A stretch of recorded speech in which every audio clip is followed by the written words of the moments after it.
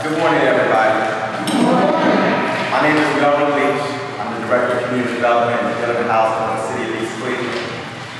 Just to give you guys a heads up or advisement, we are recording this morning.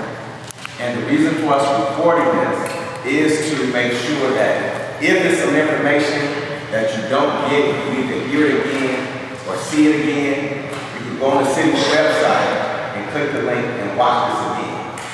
It's also for residents that are not here that can get a jump on the process and understand. I would also say, please understand and recognize that this is a program that no other city really is doing. This is the first. The mayor's administration saw the need and wanted to make sure that he gave back to the residents as best as possible. So the city is going to receive about $26 million in ARPA. We've already received the first half of that money, about $13 million. So if you do the math and you look at this is about 1,000 residents or more at $3,000 per. That's about $3 million. So the first money that comes through, the mayor is making sure that the residents take advantage of this. There's also going to be a stimulus grant of $300 for residents that are not homeowners. Those checks are going out or have already went out for them. Your process can start as soon as you want to. We just have to make sure we do everything and put the steps in place to make sure this happens.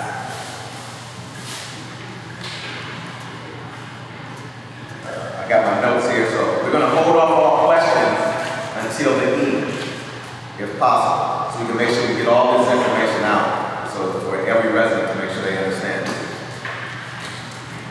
If you received an award letter, you should have. If you didn't receive an award letter, you're still going to be in the program. We have it set up that you will have coordinators. So on your chair, you see a list that has staff. So based on your last name is the staff person who you'll deal with. For example, A through G is Renee. If your last name begins A through G, your staff person or your coordinator to help you through this process is Renee. Renee is not here today, but sitting in her place is Barbara Connor. Mrs. Barbara Connor, who will take care of Renee's resident. If your last name is H through N, Jamisha is your contact person. This is Jamisha. O through Z, your staff contact person is Tyler Bond, and this is Tyler. You have an email address on that contact form, and you have her phone number on the contact form. So your first contact should be with your staff coordinator, and those are the individuals that's engaged. On that sheet also is your inspector. I just wanted to say, as it relates to phone calls, you're going to call and you may not get through. We don't want you to be frustrated, but we need you to understand that there's 900 people calling in regarding this program. If you can use the email address, that would be the most effective way for your staff person to know that you need to speak with them. However, you call, you leave a message, and sometimes you're going to call and the voice note is going to be full because, again, we have 900 people on top of all the other reasons people call it regarding this program. But know that you do have a dedicated staff person.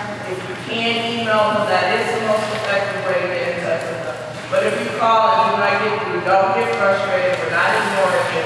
It's just that at this time, we have an abundance of calls coming in regarding both the home grant program and the stimulus program. So if you don't get through on the first time, keep trying. But if you can email, that is the most effective way. Thank you. That's a great point. Just make sure, if you're here, you're in the process, you're in the program, so things are going to move forward. On that sheet also are your inspectors. The inspectors are divided by ward. We've also given you a ward map, so if you wonder and say, I don't know really what ward I'm in, it's color coded. So Ward 2, your inspector and your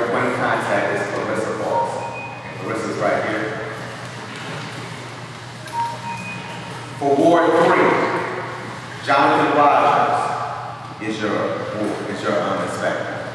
I don't think Jonathan's here. Jermaine is here. I don't know if he stepped back out, but that'll be the inspector that comes out for it. The way the process that we would like for it to work, and we do have, secondly, have a preferred list of contractors. So we've given you a list of the preferred list of contractors. If you can hold on to the question, I'll get through it and I'll get you out. I promise you, I promise you. I'm probably going to answer your question, but I might not be going to have a question to answer at the end. In that point, that is a preferred list of contractors. That does not mean that you have to select that contractor. That's just someone we put out a request for proposal for contractors, and they had to submit the information back to us. And we said these contractors are what we feel are qualified to do the program. We can't guarantee you their work. It's up to you to interview the contractor as though this was yours. You don't have to select the first one.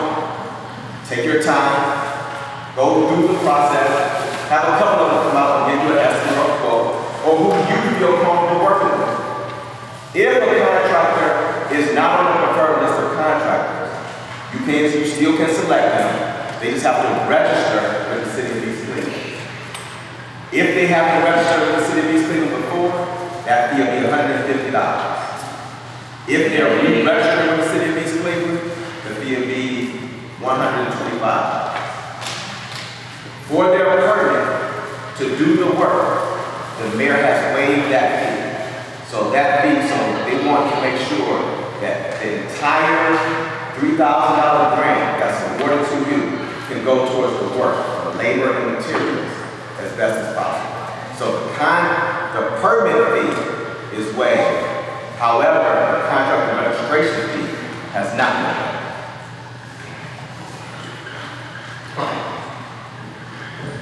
And that's the contractor's fee, not your fee. The contractor registration fee is the contractor's fee. He pays or she pays that fee. So we have the inspectors. The inspector's role is to guide you through the process and help. We've done a few people already who are about to start their process in their program.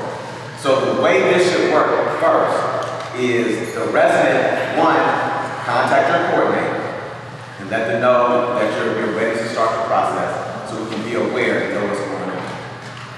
Then you should contact a contractor to come out and look at the work.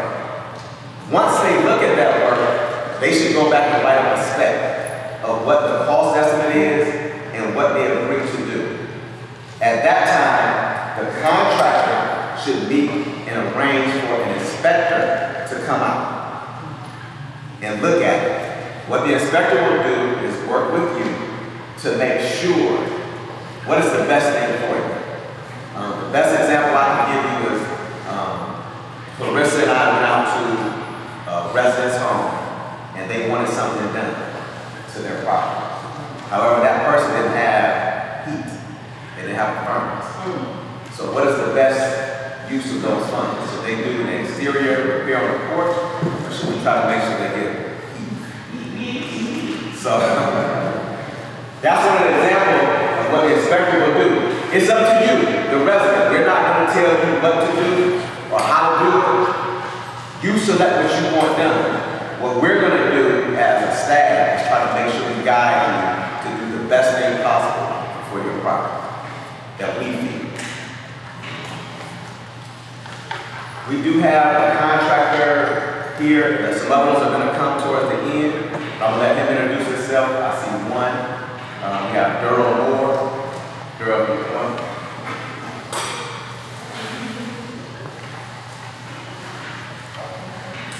Good morning. My name is Daryl Moore. I'm the owner of 3D Moore Enterprises. And you may see my name on the desk. I'm 50 years connected to East Cleveland. As I look around the room, there's some residents that I know I've done work for. My company, I know we go over and beyond for whatever the cause is, to make sure that the work is done good, properly, to your satisfaction. Also, I'm familiar with the I work in other municipalities, and I've never seen anything like this done before. So, good luck. If I can give any assistance to you, my name is on the list, phone number, contact information. All right? Thank you. Thank you. So at this time, I'm going to give you a couple I'm with Color GC, we do it all, from new construction, demolition, new construction, paint, anything that's needed, as it relates to a home, our company can make sure it does it. That's a good point because on the list, all of those contractors are general contractors, which means they can do everything. If it's something that they can't do, that's when you meet with them and they'll let you know if they can do it or they can't do it, and you find somebody on the list. If you have your own contract, we have one resident that is getting a roof done, and that contractor is registered, that's going to go over and above the grant amount. So that's a good point for us. One is if you have a project that is let's say an HVAC, that's going to be about $4,500 to install a new furnace and air conditioning system in a house. That's about the average price. Might be a little more, might be a little less, depending on the square footage of your house. That additional $1,500 has to be negotiated between you and the contractor. Once that negotiation has been settled and we know where you're at, that's when the inspector will sign off on it. So on your contract, there's 3 signatures and an initial that must be done.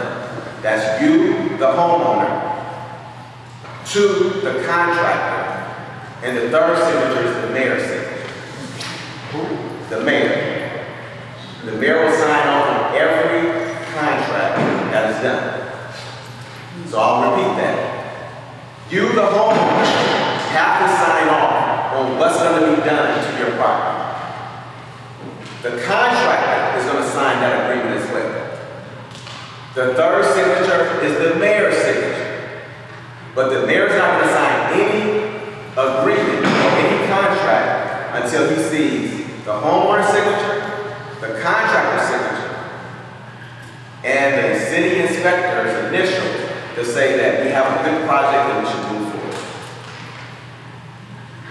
It is my estimate, or it's my belief that you want to spend the entire grant, all $3,000. But in any project that you do, more often than not, there's going to be a change order. A change order. A change order is something that's unforeseen. You don't know what's going to happen. Let's say you want to get your floor done. They tear the floor up and they say, hey, we got these boards down here. I couldn't account for that. I didn't know that this needs to be done. So what that's going to mean is your price is going to go up more. That additional price is going to fall on you, the homeowner. So if it was me doing the project, I would do a project that I estimated to be about $2,500. And I'll leave a $500 cushion in there that if something came up unforeseen, I still have to come out of my pocket if I don't want to. So I would estimate to try to have my project come in around $2,500. So if there's a cost overrun, a change order, I'm still safe. Now, if that happens and you don't have a cost overrun, then you and the contractor can find something else in there to cover that additional $500 to make sure you get all $3,000. The city will cut one check 9 times out of 10 to one contractor. But your project, you might want multiple things and have multiple contractors, so they will cut multiple checks. The city will not provide a down payment to the contractor. The city will not provide a down payment to the contractor.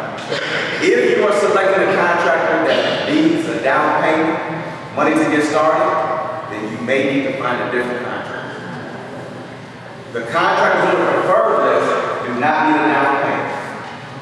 They can start the project and finish it and wait until the city cuts the check. The check will go to the contractor. So in the agreement that you'll sign states that you are authorizing the city to pay the contractor for the work that's being done to your project. So I'll say it again. If they're asking for a down payment, then you might want to find a different contractor. In the case of the individual that's getting the roof done or something else, it's okay. That roof is going to be about $10,000. They've given the contractor a down payment. That's perfectly fine. But that's when you're working with the city and you're working with an inspector that can say that makes sense for you to do that. And then we'll work with the contractors to make sure that they understand that they're going to get a check from the city once that job is complete. So the inspector will come out and will get it on your project to make sure what's going to be done, look at the specs, make sure that you, the resident, are okay with what's going to be done. They're going to come inspect it during the process at least one time. Depending on the complexity of the project, you probably only need one inspection. And then they'll come at the end to inspect, to sign off. So before that contractor is paid, we'll make sure that the inspector signs off and say that the job is complete, it's satisfactory. We inspect to minimum of code. We can't inspect for workmanship. However, we'll try our best to make sure things are done. And what that means is, if you're getting the floor done, we can expect to make sure the floor is down properly. If the contractor maybe is not as clean or neat as we want it to be, we can't expect it. That's not the role of a city inspector. We inspect minimum to code. But we're going to make sure that everybody does get something done.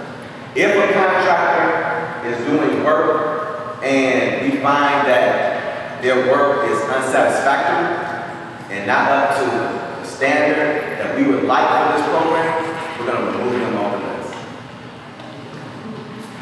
I don't think a contractor wants to get removed off the list, so I believe that they will do everything in their power to make sure that you, the resident, are satisfied. And the city inspectors will go out to make sure that is done as well. That's pretty much everything to make sure you understand it. I know you probably have some questions.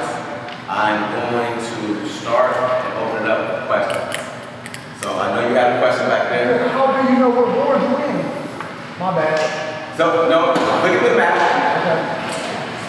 Okay. You should have one on your chair.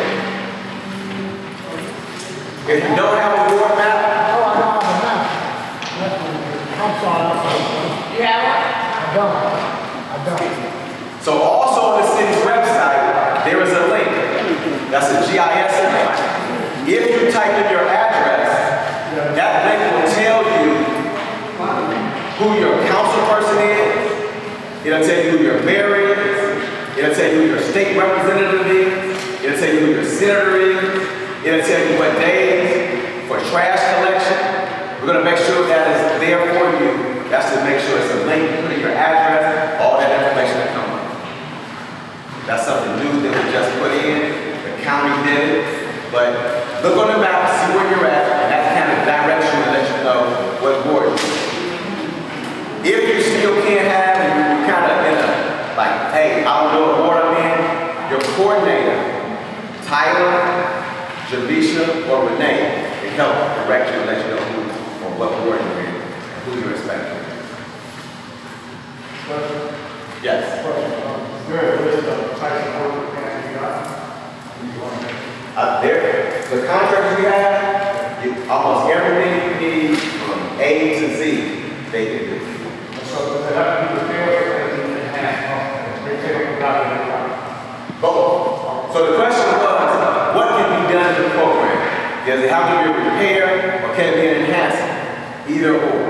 As long as it's something dealing with y'all, you can paint it, you can replace windows, you can do waterproofing, you can do the roof, you can change doors, Anything that you want dealing with your house can be done with this. If you said you wanted to do flooring, carpet, tile, you want to remodel your bathroom, whatever you want, as long as it's dealing with your as long as it's dealing with your house, you can get that done. If you want electric, plumbing, all of that can be done. I got a question here and I'll get you next. Yeah, sir, what if you have a two-family house, do it up and down would help, if the contractor would help both? Yes, that's your home, and then as long as it's in that property, in that home, yes.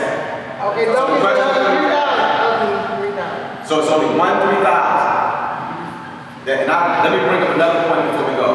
There will be, if you have friends, relatives, neighbors who live in the city of East Cleveland, and they're not in this first round, we're looking at making sure that we get a second round.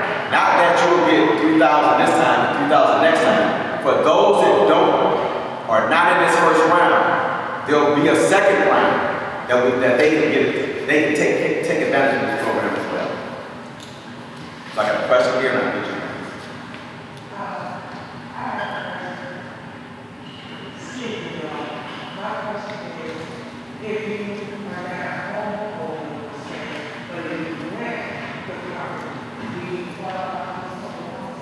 No. If you're renting the property for seniors, there's a $300 stimulus check that will be given to those that are renters.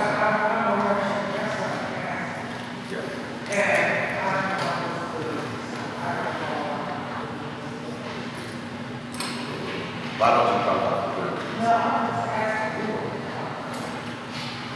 The $300 stimulus is for non-homeowners, 65 and over. What if he's 63? What if he's 63? 65 and over.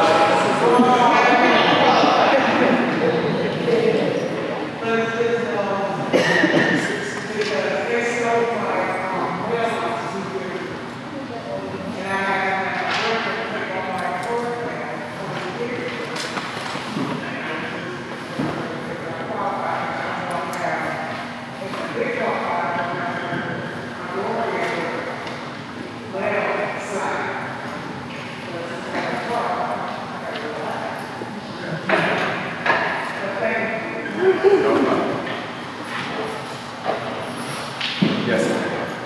Like to know if we have a project, or actually multiple projects, that are over $3,000, what does the city do as far as inspection? Do they keep that the same as they were, what they're doing for $3,000? Yes. So the question was, how are inspections basically done? And how do we do inspections? So the inspectors will inspect the project like they normally inspect the other project. Say for example, if we're doing a roof, what we require the contractor to do, once they tear off the roof, we do a sheathing inspection. That makes sure before they put the shingles on, before they put the ice and water shield on, you want to see the roof before they put the shingles and the fill paper up to make sure that that's suitable to put the shingles on. So that's one of the inspections we do. So if somebody was doing electric, we would have someone do a rough electric before they close up walls to make sure that everything is done. Now for the electrical, if you're having electrical work done, we have 2 inspectors that are contracted with the city that will come out and do those inspections. Those are Mr. Stroud and Mr. Dancer. So if that was done, the contractor would then contact them to make sure they get the inspections done. Do you have anything? Yes, if you already select a contract, a company, to put the floor in, and they already have their people that does the floor for them. Now, you said that the mayor waived $150. Is that what you said? The contractor registration fee has to be waived. The cost for them pulling the permit is waived. Oh, I gotta be heard. So, this being an established they would still have to pay $150. If they're not re-registered. If they've already registered with the city of East Cleveland, it'll be $125 if they're not already registered. Are all big companies registered in East Cleveland? No. Some companies only register for a municipality if they're going to do work in that municipality. For example, if I was a general contractor and I wanted to do work in mainly the suburbs, and I didn't really do work in Cleveland, I wouldn't register for Cleveland. But if somebody called me and said, hey, we have a job for you in Cleveland, and I went to Cleveland, I would register for Cleveland to make sure I can do work in that city. That would be a waste of money for them to register every year for every city, and they don't get work in that city. So some contractors wait until they get a call, then they register for that city to do work. And this is an understanding that contractors have? Yes, all contractors understand. Right? They should know.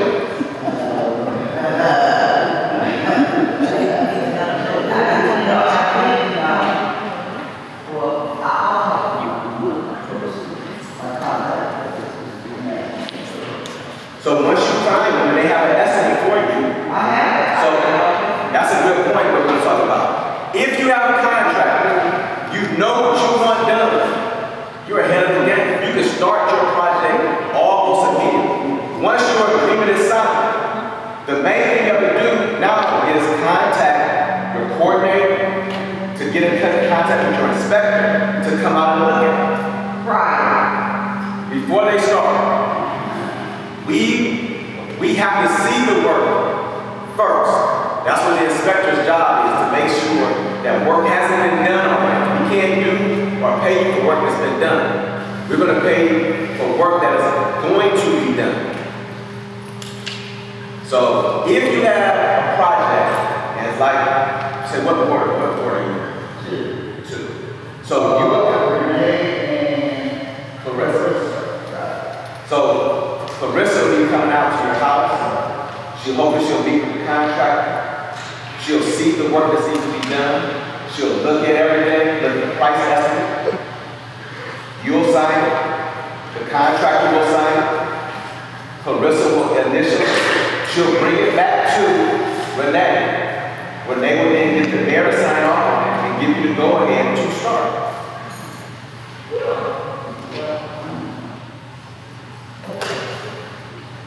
So let's make sure, if you don't understand, let's make sure at what part do you need a little assistance to make sure. I'm sure,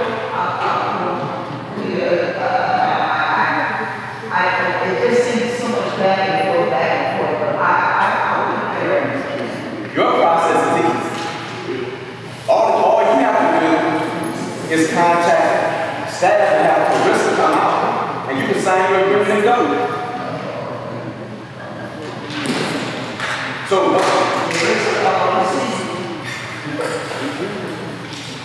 yes, sir. Well, I had a couple of questions. First one was, will a committee meeting after they come out to do the work? And the second one was, will a committee be meeting when they come out to do the work? Will they, like we have other things done, we have to go get the contract for the permit. Will they need permit? That's the first one. The question is a permit needed to do the work?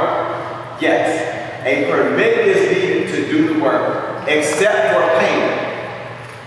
Basic painting, you do not need a permit to do that. The contractor is going to get you registered, but a permit is not needed to paint. The permit fee will be waived. The permit fee will be waived. Now, my next question is, okay, that's good. Hold on. The permit fee is waived. There's no cost to pull a fee to pull a permit for paint. But for all work, the permit fee is waived. The contractor registration fee is not waived. So the contractor registration fee is, they have to come in, and what they have to provide their bond and an insurance. We keep that on file because they might do other work that's not related to this program. The second question. Our second question is, you made a statement, if we're gonna do something that's may go over, we call it a change order. So if there's no change order and we underestimate, will another agreement need to be signed for that additional work? We'll have to sign off. So the question is, let's say for example that the 2,500 example I gave, where you was gonna get flooring and the flooring came in at 2,500, you still have $500 left over, and you want to get something else done, then we'll probably just sign an initial, the spec of what else needs to be done, so we're on the same page. So that'll be something that can be done between the inspector, the contractor, and you, that we understand the additional that's going to be done. The additional work. You might say, I want to put a window for my additional $500 and trim it. A window wouldn't be $500, depends on the size of it. That's just an example to make sure that your entire $3,000 is utilized in your process. Okay, thank you. So you, then you. My question is regarding the work agreement contract, is that the scope of work that the contractor provides that is supposed to be signed, or is it something else? That's going to be part of it. So in that, you're going to meet with your coordinator, staff person today. You're going to sign your agreement. Okay. Once that agreement is signed, that's just giving the city authorization to pay the contractor. Okay. When the contractor meets with the inspector, he or she is going to sign that agreement. The inspector is going to initial that to make sure that you are okay to move forward with that contract. Okay, so the inspector has already come out to the property and looked at it. They took a photo of the scope of work. What we do today, the contractor and the inspector come back out together at the property to sign all of that. Yes. So sometimes we want the process to go a certain way where the contractor comes out, looks at the property, writes up a spec. So when the inspector comes out, only thing they're doing is looking at the work that's going to be done, looking at the estimate, and making sure the signature is done. But in some cases, the inspector has already been there, and they took documentation and photos for themselves to make sure they understand the project. When they do that, they come back and they're looking at cost. Does that make sense? What's going to be done? We do a quick estimate of what that project should cost in our hand. So when they meet with the contractor, they can go and say, hey, what you have over here doesn't make sense. As an example, one inspector went out and they looked at a project and they're looking at replacing the tongue and groove on the porch. The basic price to replace tongue and groove is about $7 a square foot. This person gave that resident an estimate of $7,000. That's ridiculous. You're trying to take advantage of the resident. So the inspector is like, no, you need to find a different contractor that's going to give you a price that's suitable. We're going to try our best not to let you, the resident, get taken advantage of. Because some people just don't know what the cost. Like, I gave you an example of what it would be for an HVAC unit to be installed. That's a furnace, the condenser, and whatever. It's about $4,500. Depending on square footage of your house. If somebody gave you an estimate of $8,000 or $9,000, why is your estimate right now? That's what the inspectors are going to do. We're not perfect. Costs have went up. The price of wood and lumber has went up through the COVID. A lot of things have went up. but we're still going to make sure that we protect you as best as possible. That's why we put these stop gaps in place to ensure as best as possible that we move forward correctly. I had a question here, I see. Suppose when you say you get down to the Yes. now, suppose you say sometimes you want to have some work, or you say you want to hire. I can say sometimes it's the report you get. And so they're going to say that we got to report instead of doing what you want to. So the question is, will we stop you from doing what you really want done? We might think that, for example, the guy with the furnace, that he needs to keep or that he wants his porch done. At the end of the day, if he say he wants his porch done, that's what's going to happen. The porch will get done. We might make a recommendation and strongly suggest, please think about this, but at the end of the day, it's up to you, the resident, to have whatever you want done to your property with the $3,000. That's your decision.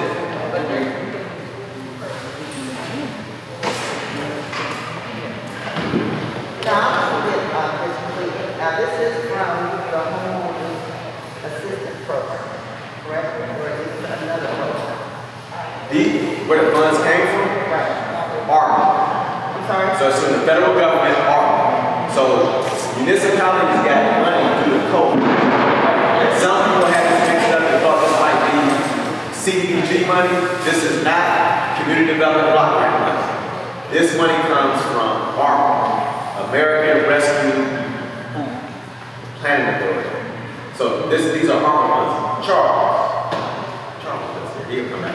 We'll let you know exactly where they come from. This American Rescue. See, this is where I'm getting, I'm hearing this program is a program of such and such. Now, from my understanding, as far as the homeowners, for helping the homeowners, that it was our choice whether we want to put this to our mortgage, or put back behind our mortgage, insurance, or even taxes. So that's another. No.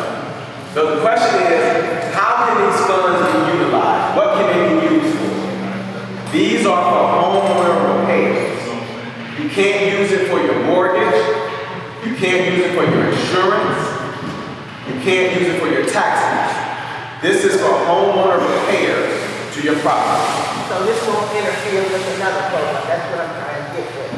Because with the homeowners assistance program from the government states that yes, these monies are allotted to you based upon your community, and that you can use these funds for, like I said, the hardship of your mortgage behind or so forth and so on. Now, that's not what I'm hearing. That's what I was wondering. Is this a separate program for that? So the question is would this program affect you receiving another program? I can't tell you what another program would do if you were going to receive some other type of homeowner assistance. I would think not, but you need to find out that other entity.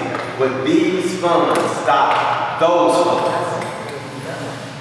These funds are regardless going to you whether you receive assistance from somebody else or not. I can tell you that for sure. If you receive homeowner assistance for your mortgage, taxes, insurance, that program that you receive has no bearing or effect on you receiving these funds. I don't know every program. So if you have another program that is you're going to receive mortgage insurance or help with your mortgage payment, your insurance or taxes, you should ask them, would this affect that? I would think it wouldn't, but I would say you should check, do your due diligence yourself to make sure. So I had a question over here. I had right here first, then you, and then you.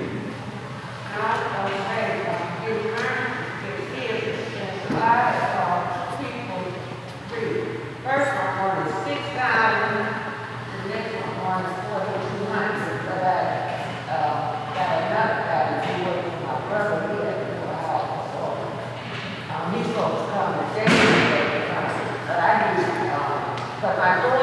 downstairs in the house, me and my husband were living in, and we had rented out here out 10 years, so we needed a fund.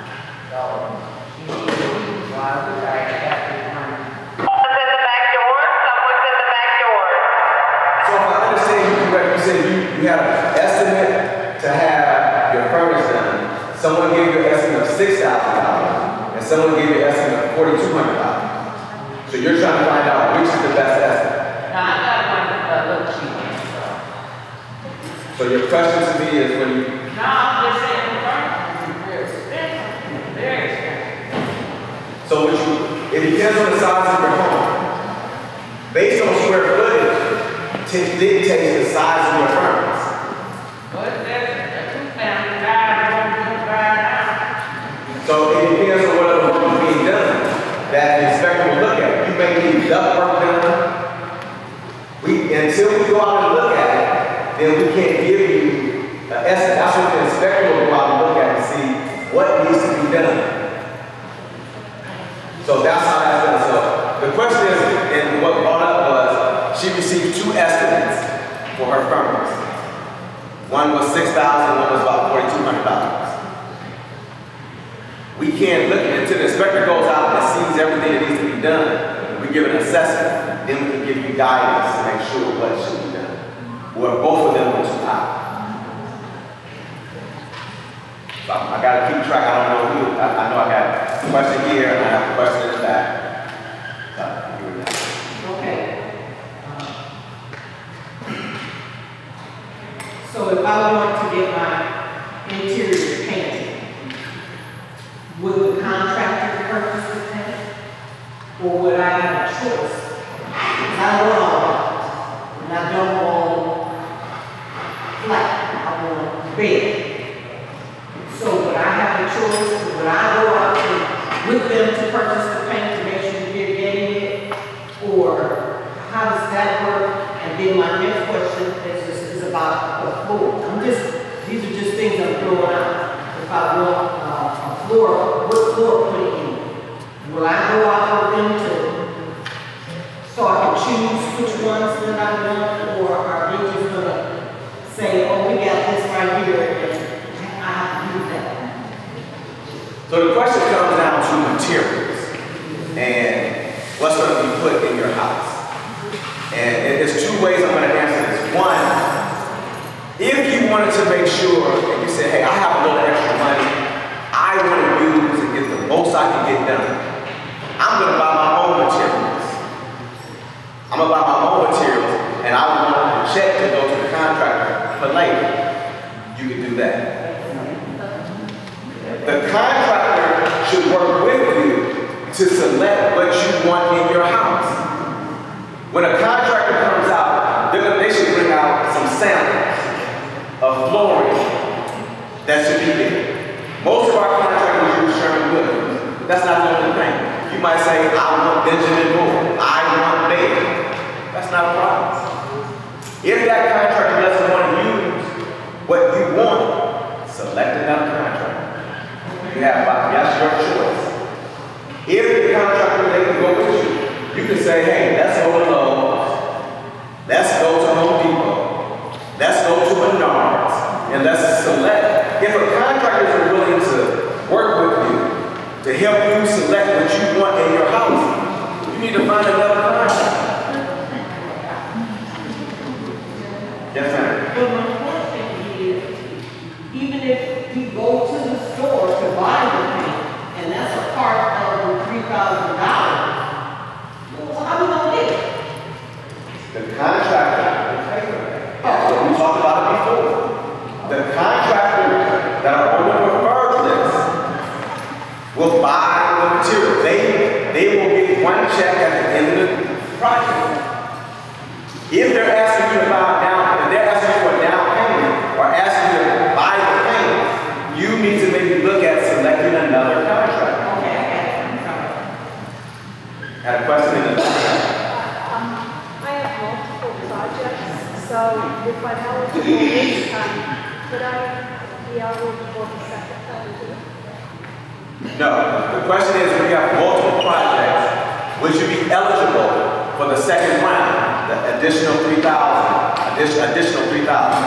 No, you'll get one $3,000. You can have multiple projects in that $3,000, but you only get one check, one stimulus check that'll go to the contractor for you for $3,000. I see you right here, but I have a question back here first. I'm sorry, hold on. I know I have her back here, then I'll get you, and then I'll get you. Somebody back here? Sir, you have a question? If you have your own contractor, does he have to sign it? Yes. Every contractor must sign the agreement. And bring it to city hall? No, there'll be an agreement that you'll sign up here that the contractor will sign off on. Oh,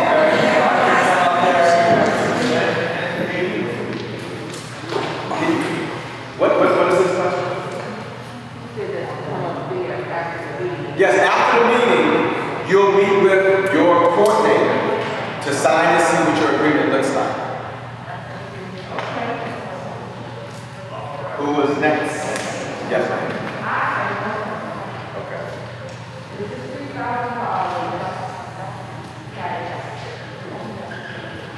The question is this $3,000 tax-free? I don't know.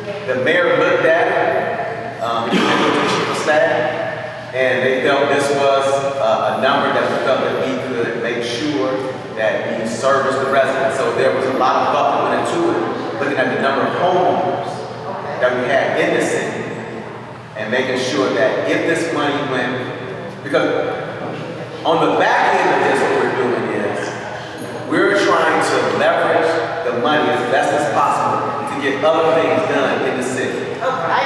So what we're doing is looking at streets. So with those streets, there's the sewer, there's water, that's already got money set aside to do those streets. So we're trying to put together a formula that can make sure we get other streets done with the assistance of the county and also with the assistance of the water department. So there's a lot of balls juggling to make sure we get this budget. I understand that, but once again, homeowners, we get the short stick all the time. Right now, this $10,000 is Trump. So if you look at it, maybe I'm just going to estimate that maybe 12% of the money that you're getting is coming to the homeowners. You need the homeowners to keep the city going. And we've been here in the borough of this city for decades. That's right. You're either going to get materials or you're going to get labor. And most of us, with this, what we've been dealing with the last 2 years, it's been a crunch. Nobody can pay their rent. They can't do this, so yet we're still trying to get money for $3,000 for the homeowners. I'm just trying to figure out where we stand in the community when people are coming up with this. And that is, for me, crime. And one thing about it, I don't understand why the mayor, he said he looked over his record. That's why we have council. So ma'am, can I? Okay, I'm doing it. For this being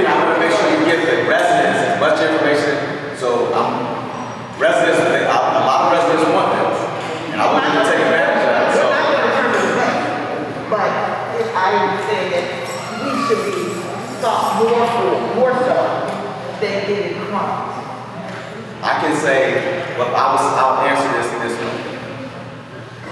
No other city that is receiving these funds is giving money to the residents the way this is being done. No other community, no other municipality is doing this for the residents.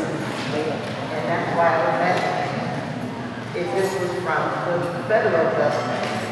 The funds come from the federal government to the city of East Cleveland. Exactly. That's where I'm getting at. Never, go ahead. Either one. Y'all live on the same streets, y'all. From the time that you sign whatever it is, a contract, with, one of these ladies here, is there a time limit that we need to have our stuff completed? You know what I'm saying?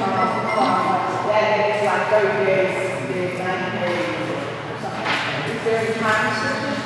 That's going to be agreed upon between you and the contractor. They should give you a schedule. So it is, and there's 2 points I answer to this. One, these funds are extended for a few years. So you don't have to find a project to do it right away. 2 is after you sign your agreement, when does your project start or when should it start? That is up between you and the contractor and the inspector to give you a schedule. They'll be able to say, hey, I can start your project in 2 weeks. I can start your project in 3 weeks. If that is not suitable for you, you can find another contractor.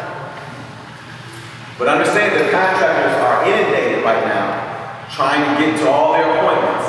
So all of this is to be negotiated. If you pick a contractor and they say, hey, I can start you in 2 weeks, you say that works for me. So that will be working between you, the contractor, and the inspector, and then we'll look at it. Now, you said this money is good for like 7 years? Yes. So if somebody, let's say, decides, well, I want to start my garden until next June, would that be acceptable? Yes. So the question is, if you don't want to start say you want your house painted, it's getting to the time now where it might be tricky to paint your house. You say, I want to start it in the spring. Then we'll sign the contract and everything ready, and we'll start the project in the spring when weather permits. So just because you sign your agreement doesn't mean you have to start right away. Yes, ma'am. You answered my question. I was going to ask how long are the funds been for? Yes. Yes, ma'am. I want to get my report bill. What I need to get You want to get your question done? So, say it again. I want to get my report bill. Okay. The contractor, the question is, she wants to get her porch done. And the cost estimate that I believe she received is $2,700. And she wanted to know, will she have to pull up her bid? The contractor that's doing the work will have to pull that permit. The cost of that permit will be waived. There will be no fee for that.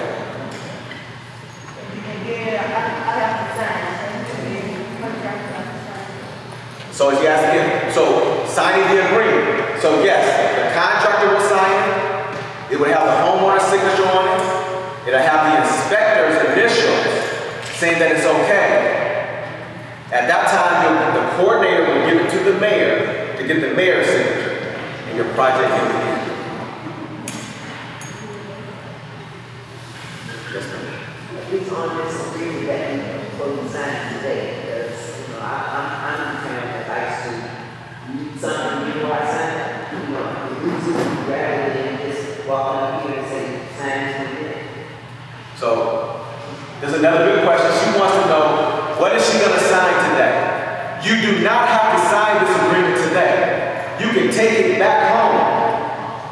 If my mother was in this program, and she came to this meeting and I wasn't there, I would want to make sure I looked at that agreement. So if you want to take that agreement home, to have someone else look over it to make sure it's okay, by all means, you can do that. Then you can get back with your coordinator to make sure that it's turned back in. because that's going to be kept in your file. So we're going to ask you to look it over and sign your agreement today, but if you don't feel comfortable signing that agreement today, you don't have to take it with you and bring it back. If you lose it, we'll give you another.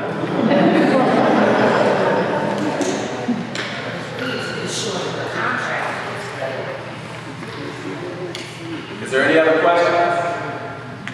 Yes, ma'am. The contract's not on the internet? I couldn't go to East Cleveland City Hall and look it up? Or you couldn't put it on the internet so we could read it? Or if we can email it to you. Okay. You have your coordinator, they can email it to you. Any other questions? I thank you for your time. You should know who your staff person is. If your last name is A, you can file to come up.